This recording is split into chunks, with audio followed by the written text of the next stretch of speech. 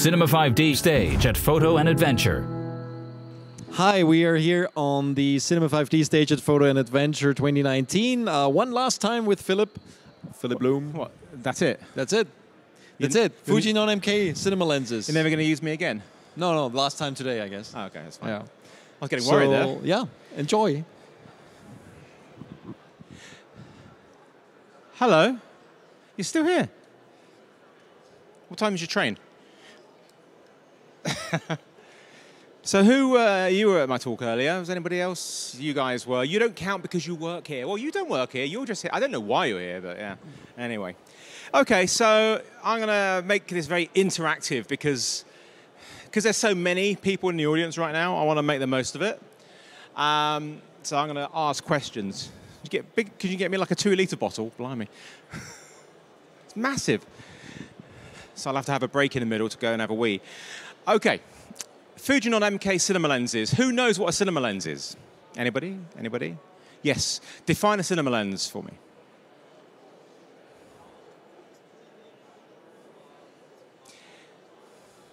Yeah, I can't say any of that because it's going to ruin my presentation. So I'm not going to ask you. I'm going to ask somebody who says, I don't know. Anybody? Do you know? The most, yeah, who's actually, all right, I can change it. Who has a cinema lens? Who owns one? Anyone? Anyone? And I'm not talking about like your Rockinon types things. They don't really, truly count, although, you know, depends how snobby you want to be. So, this is me with the Blackmagic Pocket Cinema Camera 4K, which will now be known within this talk as the Pocket 4K, because otherwise it takes too long. So I've been using these cinema lenses since summer 2016, and I will define a cinema lens for you in a second. In fact, I'm going to do it right now. For me, cinema lenses are amazing. Biggest problem we have is the larger the sensor we get, the bigger the lens needs to be and more expensive. So, for example, when I was in my old news days, I had a 22 times FUJINON optical zoom lens, and it was amazing. And it was about that big, and it wasn't that heavy. 22 times optical, and a doubler in it, 2 times extender. The reason it could be so small is a tiny 2/3 inch sensor. Well, it's tiny now. Back then, it was just what everything was. Now, to have something like that on our cameras today, the ones that we, you know, even a micro 4/3 camera like the Blackmagic, so Pocket 4K, would be enormous. And that's the problem, which the big, expensive glass, it's heavy. So while cinema lenses are amazing, for most of us, for larger sensor cameras, they are not possible. Maybe rental, pass it on to the client. But even then, it requires bigger rigs and stuff. And this is why the FUJINON MK lenses excited me was, well, I'm going to go through it now. May as well do the actual slides. So there's 2 of them, 18 to 55 and 50 to 150. The T stands for transmission stops. So it's a different way of measuring light, but it's f2.8, so if you need to know. They are the same length. They are the same weight, which is 990 grams.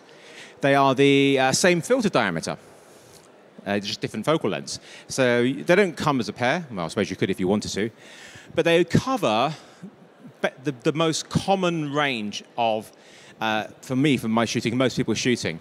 What they actually were, originally, were one lens. Because you can buy a lens from FUJINON which covers that entire range, one single lens, but it is big, heavy, and expensive. So, which makes it impractical. What they did was split it into 2, make it much more lightweight, cut the cost down. So suddenly this is the first time I've seen cinema lens zooms at this price point, which is, I don't know, how much are they around? Roughly about, I think they're about 3,500, 4,000 euros, something like that each, which does sound expensive, but when you see how much cinema lenses actually normally cost, it's not that bad. And they are amazing. I'll explain why they are amazing.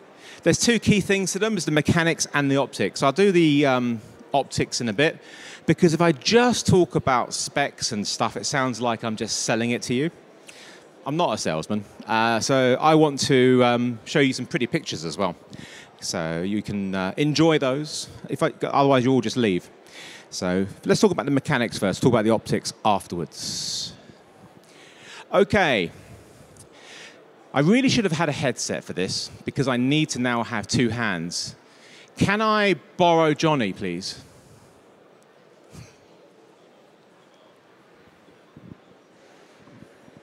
Can you come and just hold the mic? Hold the mic, Johnny. There we go. Wow, I love these hands-free microphones. They're incredible. I might sell one of these. If you could wear an entire green screen outfit. If I had more hair, if I was taller, if. Oh, you're not doing good points at me. We could have live keyed you out. Next time. And that would have been amazing. It would have been a floating microphone. How cool would that have been? Next year. As long as we don't key you out. So, 300 degrees of rotation. Now, who uses stills lenses here? Okay. Right. What is the biggest problem with stills lenses is they just keep turning, right? Manual lens has hard stops, which means that is always going to be that same distance. That is always going to be that same distance. Whereas, who knows what that is? Could be anything. And with these lenses, depending on what it's set to, the good thing about Fuji lenses is you can change the way the electronics work. So there's two methods. One is called focus by wire, and the other one is linear. So focus by wire is cool in that if you want to get focus quickly, you just move it quickly, and the focus will change. Because if you do it slowly, that same amount of distance that you've turned it is not enough. You've got to keep on turning it, which is a problem, because if we were trying to do a rack focus, so from here to here, there's our start point, here's our next point, and we just do that, and it's always going to be that, muscle memory. Whereas here, I find my start point, here's my next point, perfect, and then I do it as a rack, and it's like, no,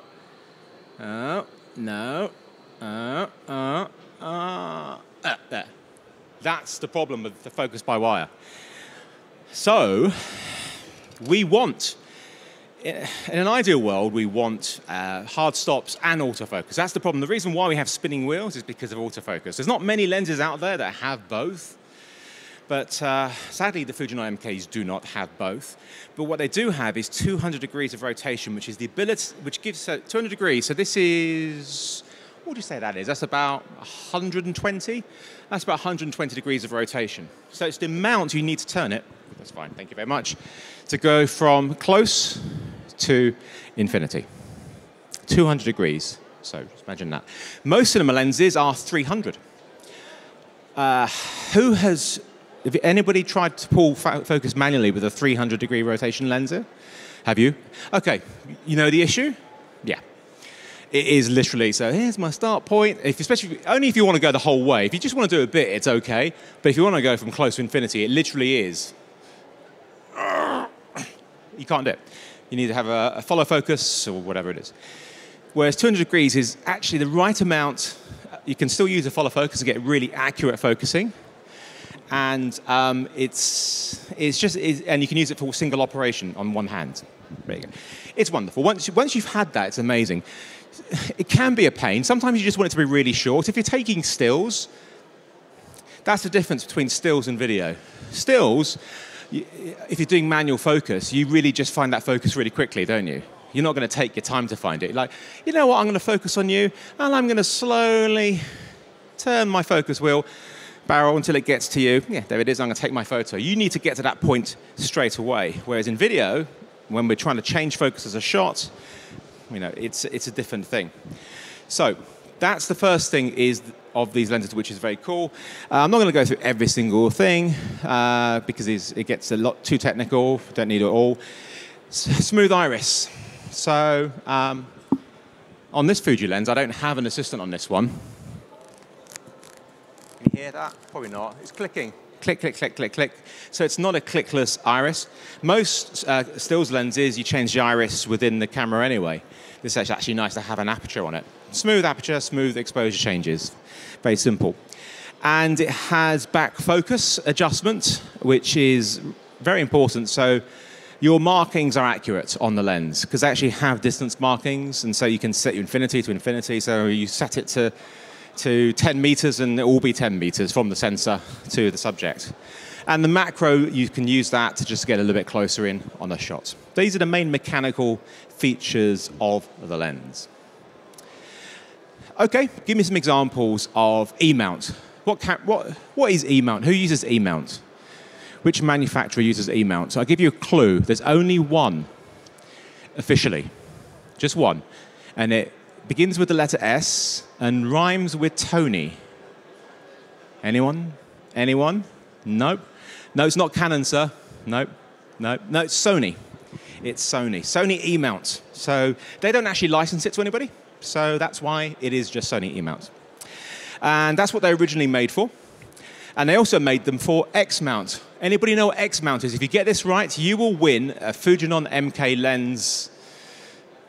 No, you won't. I can't do it, can I? I haven't even got one here to show you, so I can't even give you one. But I can give you the last speaker's used bottle of water if you get this correct. It's got his DNA on it. He's talented. You could clone him from this. And there goes my... It's okay, it's robust. Nobody? It's Fuji. Fuji. You're terrible, you lot. Do you speak English? Anybody here? I'm dying up here. All right, I'll give you one more last chance to get one right. Name me some micro four thirds cameras. Go. Anybody? Shout them out. I'll give you a clue. Nino, you can't take part in this. You can win it if you want, the bottle of water, but... Manufacturers. Begins with P. Rhymes with Ramasonic. No? God, you're useless, you lot. Are you at the right show? I'm going to go through them now because you clearly need this amazing educating. Here's Tony's one, the Tony FS5. Sony FS. This is the first one I used it with, and it's an amazing camera. I am selling it, but it's because I'm getting an FX9. But it's an amazing camera, and one careful owner with lots of additional bits on it. So let me know. It's a great camera, works brilliantly with it. These lenses are Super 35, so they are. This is Super 35mm camera, which is, if you don't know, APS-C, not full frame size. Wonderful. Nobody mentioned Kinefinity. Great thing about Kinefinity, these are a Chinese company and make these amazing small cinema cameras, and they have switchable mounts. How cool is that? Why would you want one mount when you could put any mount on you want? So whilst they do have an E-mount on there, it's a passive mount, which means no electronics, which is fine because there's no electronics in the Fujinon lenses, so they work really well with it. Perfect match. So I've used them on that, and I am now going to take a break from talking because I'm going to play you some clips.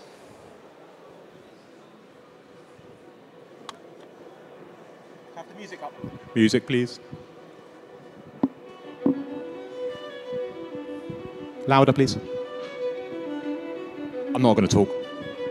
Or maybe I will. You don't get much snow here, do you?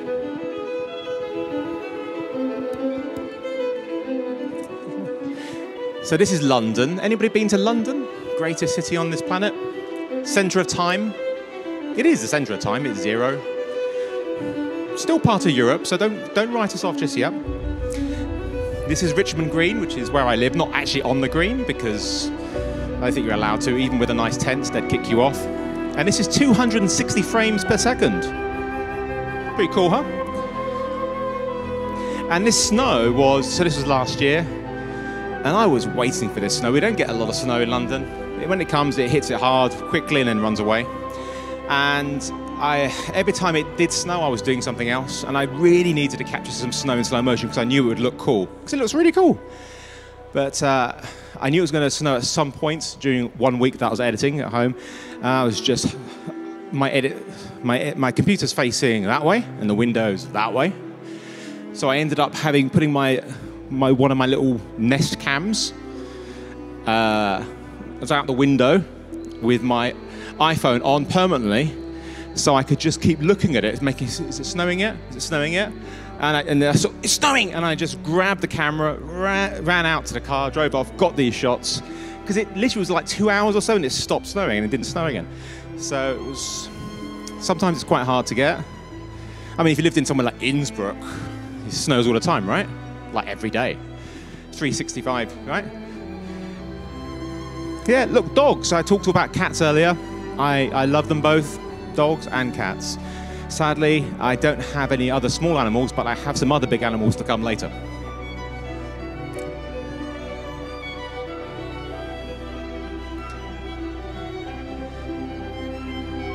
So all we need is a nice smooth ramp up of the music when I stop talking and then slowly drop.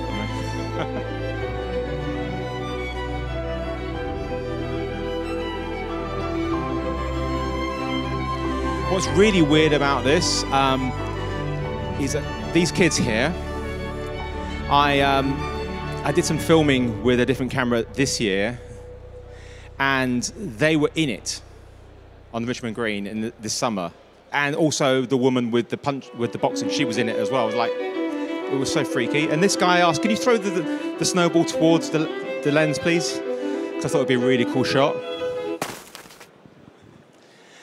That literally did happen. But it's okay, because that is why God invented the bit of glass that you put at the filter, you know, clear piece of glass. Who doesn't put a nice clear piece of glass onto the front of their expensive lenses? Anyone? Anyone? I can tell you a really sad story.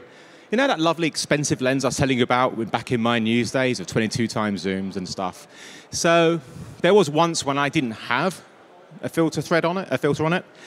And I always have camera on my shoulder because you've got the tripod on there. And I was going to walk down some stairs. So you can imagine the camera's on, you know, dangling here. Beep, beep, beep. And I was walking along, and then there's a banister, start of a handrail. And it just went bing, straight into it. And I heard a big crack. And it wasn't the filter because there was no filter on it. So that ended that shoot, because I only had one lens. That's all I ever had. Anyway, moving on. So get a filter. Would it have stopped it all? Yeah, probably.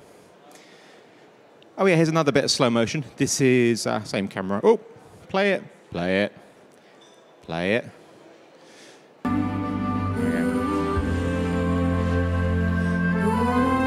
I like this shot coming up. Quite tricky to do, so I found the perfect frame, you see it, compositional-wise. I wanted slow motion of the seagulls, but with shallow depth of field. So it's like you find a point roughly in the middle and hope at some point they're going to fly through it and get in focus. Yay! So I have maybe 10 minutes of that. That's the bit I used. And I'm saying 10 minutes recording of that, so times that by, you know, whatever. So times 10, but just over 10. So quite 100 minutes. So I could put that out as a feature. There we go. That would be popular, wouldn't it? I would call it an art house film. Fuji X-T3, so they make it for their cameras as well, which is great. I mean, I use it on this shoot here, and it worked really well. Lovely images, lovely camera. Here we go. Cool. And this is actually this is the Z Cam E2. This is when I'm not going to show you any clips from this because of time, but this is when I was filming on the green again, and literally like 4 people who I filmed in the snow were there. I guess they must live there, but it was so weird because they were doing the same thing in roughly the same positions, and it was just completely freaked me out when I got back to the edit. I was like, I actually did an Instagram post where I did a side-by-side of these 2 edits of the same people in the same position, one in snow, one in sunshine. It was like it was staged, and it wasn't. And the E2 is a Micro Four Thirds, very similar. I think it's almost the same sensor as the Blackmagic, but there you go. Which brings us on to the Pocket 4K. And this is down in Kent, filming there in March, I think this was. So, oh yeah, here's a clip from it. Dog. That's not my music. I have orchestral stuff. Horses too. I think that's all the animals after this, I'm afraid.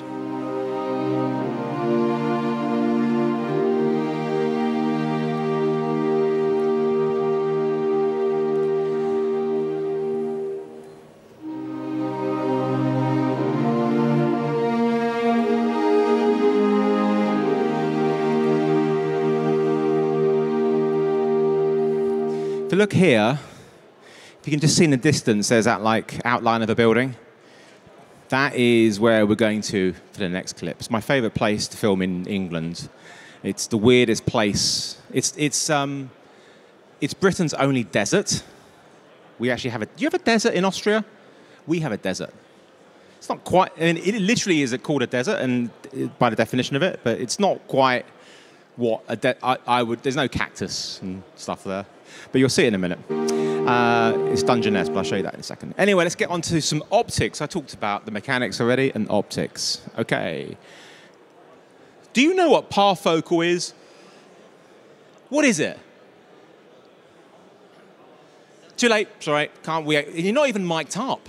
I'm not going to throw it to you. If I threw it to you, it'd probably hit you on the head, and then things would just go terribly, terribly wrong. In fact, it probably wouldn't even hit you on the head because I would miss. I'd probably hit the poor lady next to you, and that would be disastrous. So best if I just keep talking.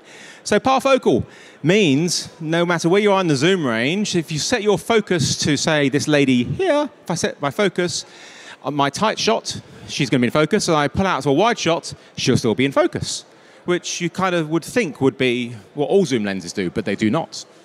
Because stills lenses, they don't need to do that. So it's more expensive to make a lens that does that.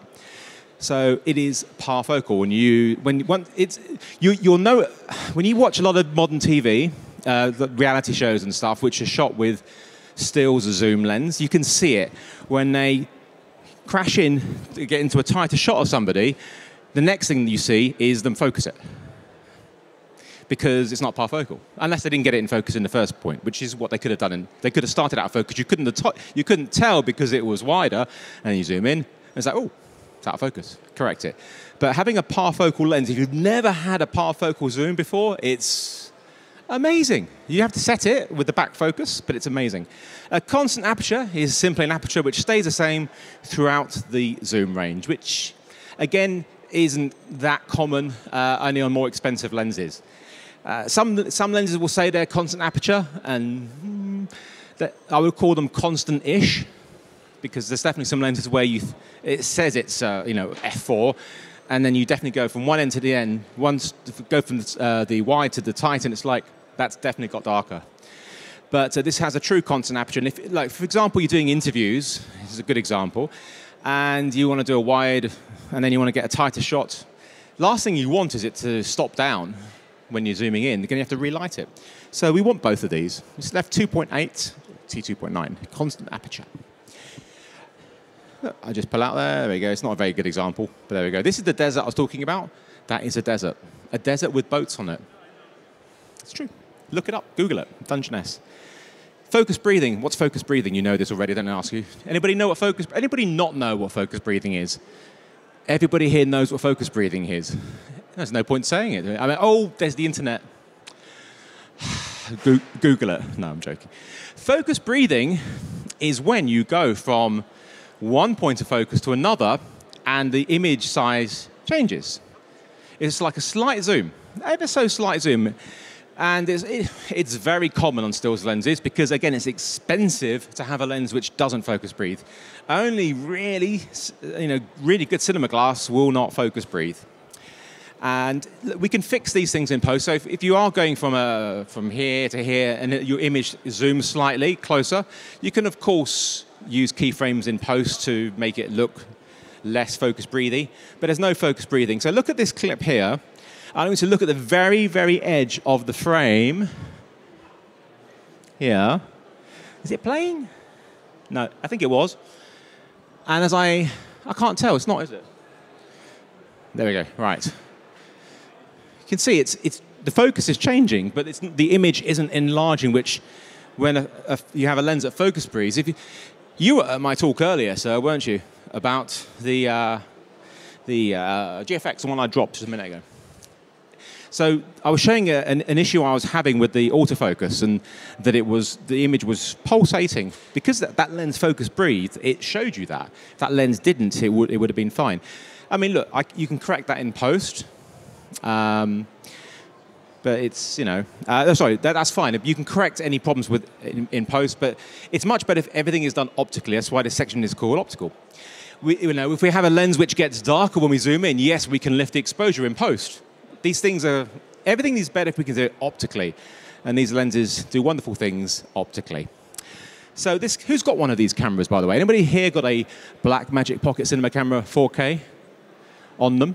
You got one with you? You own one. Why did you nod your head? You want one. You don't want one.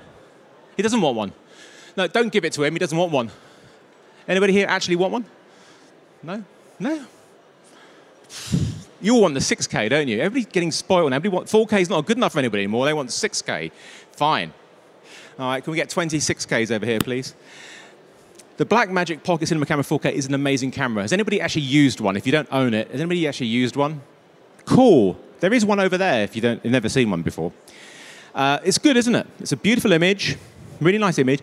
It's got a few other issues, but as an image, it's beautiful, really nice. And it's cheap, really cheap, which is great. So, the lenses that I own of the FUJINON MKs are E-mount.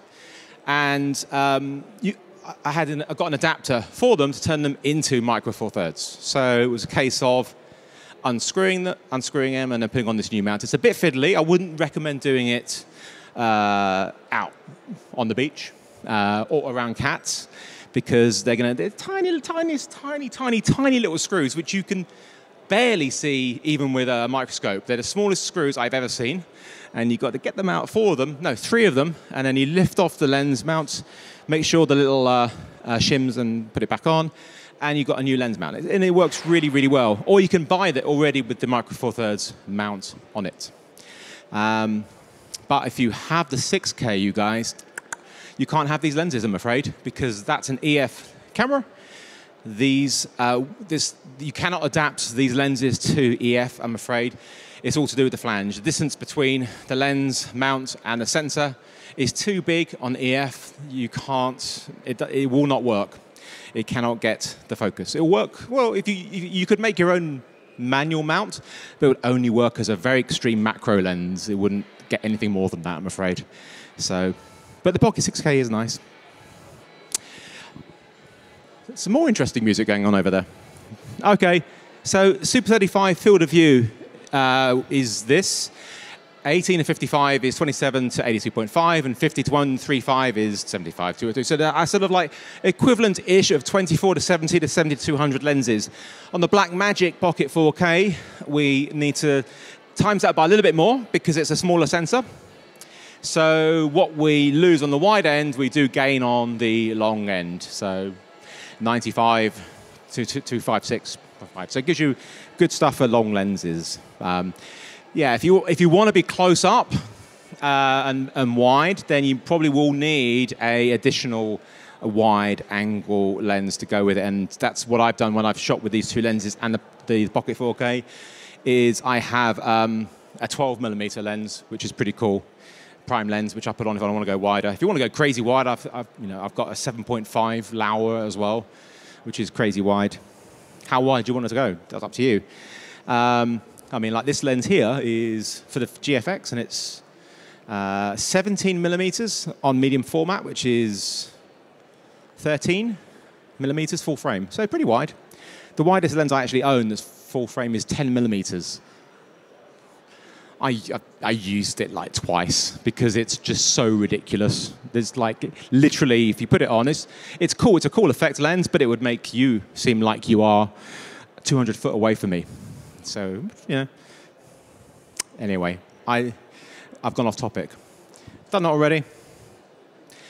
How cool are my transitions between slides? You know, because I originally made this presentation for the NAB show in Vegas, and I did it a number of times. And so I like to keep changing my presentations, but I don't realize that there's not much I could actually add to it. So I just kept playing around with transitions and finding the coolest ones, which I would never put in an actual video edit. But for this, just go for it. Oh yeah, there we go.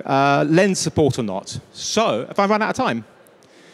All right, I'm going to wrap it up really quickly. Yes, you should use lens support because it's a bit wobbly on the Blackmagic. So I'm going to play this last clip, and any questions?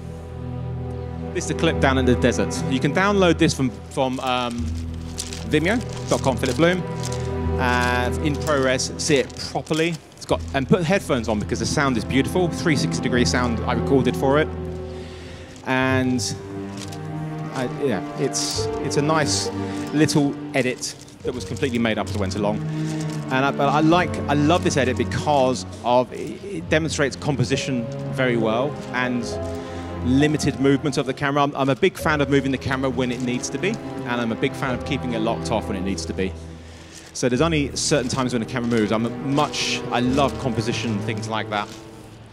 And if you ever are moving the camera, look, it's moving with her. Motivation. Motivation. All right, any questions? Oh, he's going to kick me off. Anybody? Anybody? No? No? No? Have you got a Pocket 4K, Nino? We could do a chat whilst this ends. Don't go in front of the screen, they're watching it. There's 2 more screens. Yeah, I did a long review on that as well. Oh, nice camera. If you didn't need a backpack full of batteries with it. Yeah, I mean, to be fair, you know, 20 minutes battery life is enough for most shoots for me. Is it? No. By which point I probably only just, like, you know, left the camera on. By the time I got the tripod up, new battery. Yeah, no, it's an amazing camera for the money. Like the raw quality for what, 1,400. I actually think it's a better investment than the 6K. I think so too. Because it's a more versatile mount. And yeah, you can put on speed boosters and get a bigger field of view as well. And you get a free license of DaVinci Resolve Studio, which, as we heard from Simon, is 300 euros if you buy it individually, but it's included. So, yeah. Amazing. There we go. Cool. All right. Thank you very much. Thank you very much, Philip.